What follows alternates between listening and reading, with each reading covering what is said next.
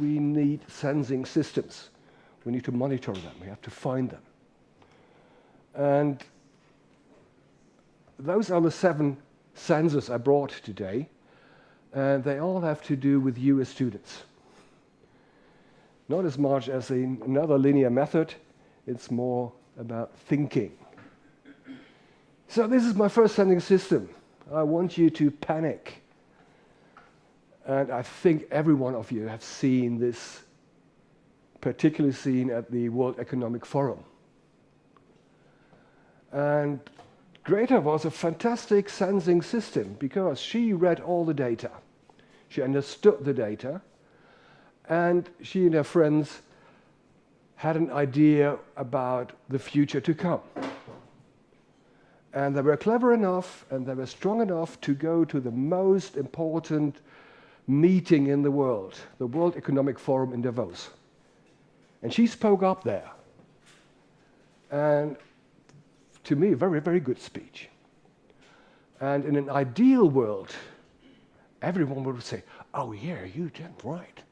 Let's change things. Let's do things the other way around. But what happened? Do you see any changes? Do you see anyone panicking? Do you see anyone doing bloody anything? So what she got an answer was a whole bunch of mansplaining and a whole bunch of things like, oh, come on, kid, let the professionals do it. And then they took a selfie, and off you go. So this sensor didn't work. Perfect story, perfect timing, perfect speech, no impulse. Nothing happened. At least not enough. So I don't want to be that negative. So I try to understand why this didn't work, and probably we can discuss it. And the first thing I want to introduce to you is an average CV. Probably a boomer stream. But this is the thing you more or less expect. If you're a boring person, probably like that, put it that way. So you entered the university last year. Any newbies here? Last year entries? Who entered 24? You're older than that. Okay. Okay, there are 24. Yeah, you just saw. It's your CV. It's your CV. Might be your possible CV. So you will graduate in about 4 years, probably. Take your time. Don't be that fast. Then we will start a career, probably on self-employment. Young students like that, to have projects. That means having project, having no money. But probably you're clever enough and start in an agency somewhere. Maybe you think about marriage, maybe you think of having kids, and you get older and older, probably you plan for the education of your kids, so you're in the situation of your parents now, and you repeat that, and probably you reach the retirement age and enjoy it. This is more or less what a CV looks like, what it looked like. But now something else is happening. This is one of the data Greta had. That means by 2070, 90% of the human climate niche, that means the places where human life is possible. Not like today outside, which is quite close where I say, oh no, I'm off the niche. No, really off the niche. You can't go out and breathe. 19%. And this is a very conservative numbers. So see this picture. And you still might not say, okay, what has that to do with my life? Take a look at the CV when this will happen. Well, I think for till 2030, everything is quite the same. But then, 2034, and I think we're faster than this. We will have it in a few years. We will reach the 1.5 extreme weather events disrupt energy and food systems all over the world. This will happen in a few years. And I don't have to use my crystal ball to find out it. You all know the data. You all have seen them. That means your career will change. You have to decide, you can't live in the world in any places anymore. You have to choose. Probably you have to be mobile. Definitely when this happens, no one is interested in print magazines anymore. Or static websites. All this old crap will be done and over. And probably your whole family starts on the move, finding nice places to live. Because you will see that even in Europe, you will find places where you can't live anymore, where nothing grows anymore. So people are moving. And then we'll see in 2050, when this first event happens, over here, it's quite clear that a few years later, we will have 260 million climate refugees. And you can't let them drown in the Mediterranean Sea anymore. There are too many. You can't build walls. There are too many. All those reactionary concepts of building walls, they will fall down like in a bad zombie movie, where every wall will break down at the end of the film. This will happen to us in 2050, so we need other concepts. Walls is not a concept. And probably when you think about having a daughter or kids, so it's probably not in a hospital, you know, like now. Probably it's down to an energy breakdown. And probably we can't afford education systems anymore like we have. And thinking about retirement, you must be very optimistic when you think that you will have a pension or a retirement money. Forget about it. It won't be there. And if you live long enough to 2070, and the facts or the data of the screen I saw before, we will reach +5. And +5 means every aspect of life is destabilized. My point is, and ask yourself, is that a CV you want to have? I think this CV is most likely to happen. It's much more realistic than the boring one I told you before. How about panicking? Is that a thing you find a bit more touchy than, oh, my house is on fire? So what we did here, coming back to design, that means when you want to convince people to think about another alternative future, be sure, as a designer, communication design, build a personal connection. This is probably the first mistake Greta did when she had her I want you to panic speech. And we got this, when we open up the newspaper or a news blog, it's not touching us.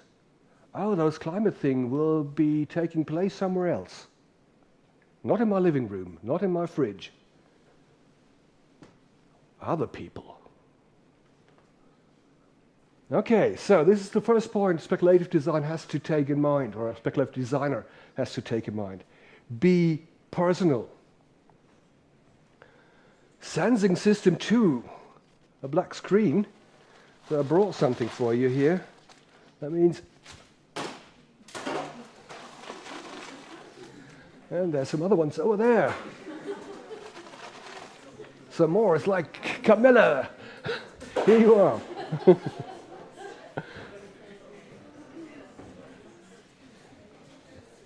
Anyone got hurt?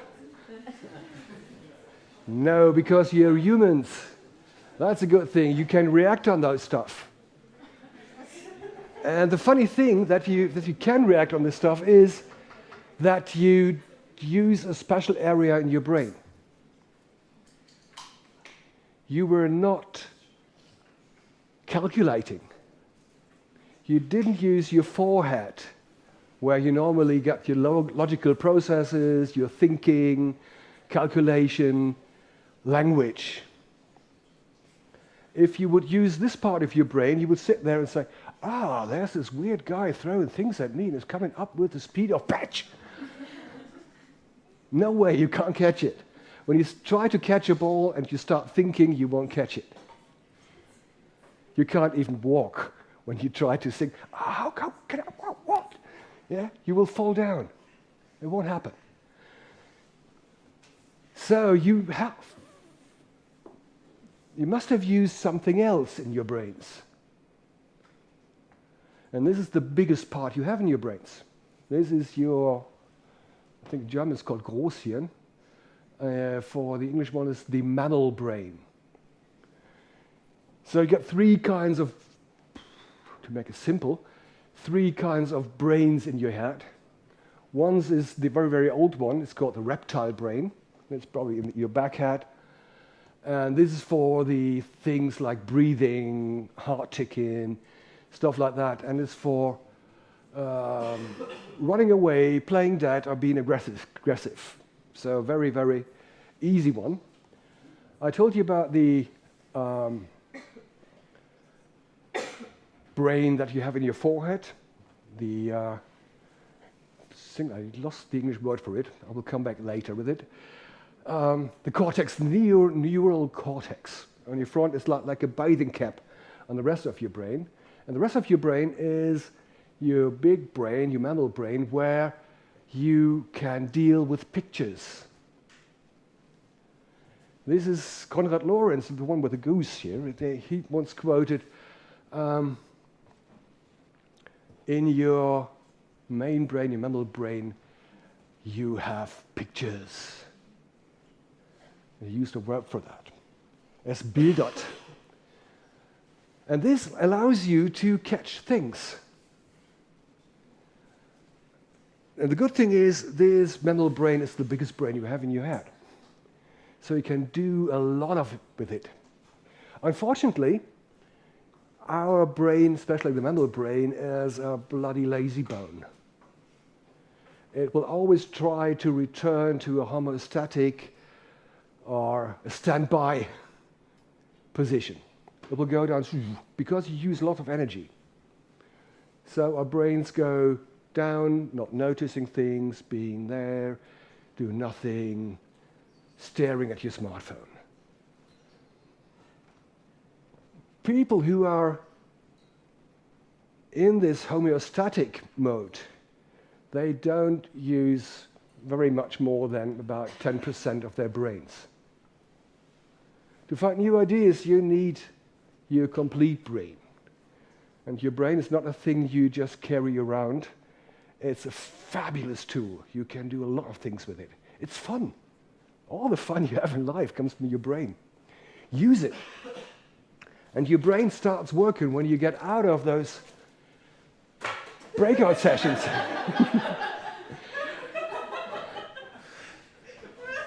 You start to get disrupted by it. And disruption is a funny thing because it makes you laugh. And laughing is not just a social, cultural thing we have in between. When you start laughing, or your brain gives you the impulse that your muscles work into laughing, your brain is working. And obviously, we love to have our brains working. It's fun. We start laughing. And the disruption is the point we are looking for. And this old guy said it in a better word, but I won't get too deep in those Israeli philosopher, let's put it that way. But learning begins with a disruption. Wake up, says your brain. So we've got a second list, the second point on our list, because we want to be designers soon. When you design things, design disruptions. Design things that flow to people's heads and make them laugh. And don't go away with something less. Then you definitely don't have your best design. Your best design makes people think, and when you want to make people think, you have to make them laugh, make them happy. People who panic don't think. They're using their small reptile brain. And this is not a thing you can use for making plans. This is just panicking. Okay, Sensing System 3, so we're halfway through. No, a bit forward. So, a radar screen. You must have seen them, at least in movies. A radar screen. This is one from the 50s, I guess. But I like the things on there because I have no clue what they're scanning for. Strange enough.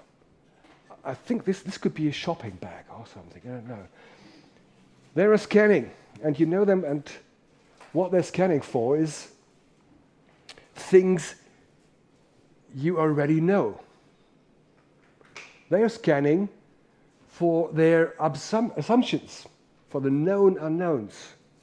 That means this radar screen scans for flying objects, which have a typical size, a typical speed, a typical height. And you assume that there will be aeroplanes flying in this range. Everything which is not in this range, a radar will not see. And the thing I want to say here is that we tend to use radars. We tend to use our searching field and program it like, oh, we have to look for planes. We have to look for flying metals. And we are totally lost when an unknown flying object will come around, because it's probably not made of metal. And it's probably faster, or slower, or bigger, or smaller. The radar won't see it. And this is probably the first thing we can be optimistic about. Most companies are trying to deal with uncertainties with installing radars. They're looking for the most fearful thing in economics is disruption. Every company fears disruption. And they spend a lot of money to build up radar screening things to avoid disruptions.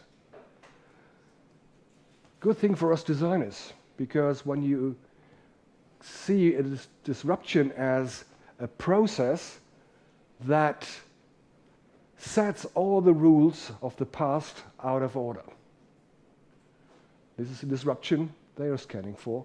It's the same interpretation you can use for innovation. It's a process that will set all the rules of the past out of order. And the good thing is that companies who will or are actually in transformation processes, they are looking for designers. And again, they're not looking for designers who can do a perfect website. Too expensive. Get a machine there. They're not using for designers to design a perfect logo. For what? So they're looking for designers who see other things coming. They're looking for designers who are probably more like my SensingSystems1, probably more like a smoking toaster. Because a toaster, well, it's definitely not so precise as a radar screen.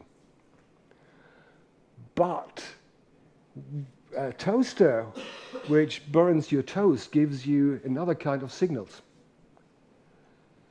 They'll give you signals which are not cold, which are not distant, which are not abstract. You smell them. You smell them, and it's directly input. It's not that, there's a screen, and this little dot stands for something else. No, the toaster stands for itself, and it smells. And it's very close to home, very close to you, very close to your own experiences. It doesn't need a screen. doesn't need scan for threats, just burns. Quite a simple thing. And, well, yeah, it's probably quite bad at getting the fire alarm silent. But it's very close to me, and it's definitely different to a radar station. And let's go a bit deeper in that. Opa, come on. So, just said here, like the radar-based futures will give us data-based information. The known unknown, we should embrace the toaster. Because the toaster asks, what if the future is something else than a thing we detect? Probably it's a thing we smell. We get to know by our senses. What if the future would be something we can co-create? And what if the future is described not by a marketing trend, probably by a quite simple and uncomfortable prototype? So a smoking toaster is not a thing you like. You don't want to have it in your home. But it irritates you, it provokes you.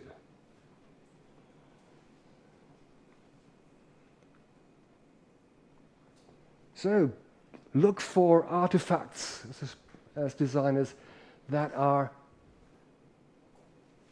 a bit weird, a bit off things, provoking the future. Not just saying, not fortune telling, oh, the future will be like that, that. No, give them toasters, give them things to think about. And here you can see our third one and fourth one, using the senses for the prototypes. Also a thing Greta did not in her speech. She didn't brought some toast. She didn't throw Snickers bars in the audience.